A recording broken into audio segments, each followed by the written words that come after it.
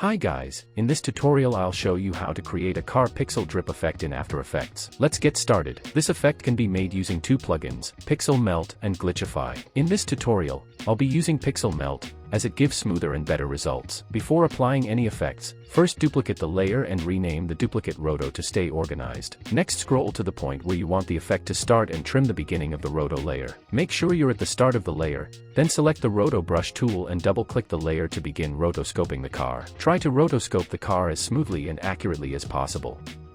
Once you're done, click the freeze button. After the freezing process is complete, close the rotoscoping window, then apply the Pixel Melt effect to the roto layer. Just note that Pixel Melt is a paid plugin, but it's definitely worth it for the quality results it delivers. Under the Pixel Melt effect, set the direction to up, then change the melt step to around 700, or adjust it to what looks best for your clip. Make sure you're at the beginning of the roto layer, click the Pixel Melt intensity stopwatch to add a keyframe, and set it to 0%. Next scroll forward a bit and increase the intensity to 100%. Finally scroll to the end of the layer and bring the intensity back down to 0%. Press U on your keyboard to reveal all the created keyframes. Select them all and press F9 to easy ease them. Next open the graph editor, right-click, and select Edit Speed Graph. Create a smooth curve like mine.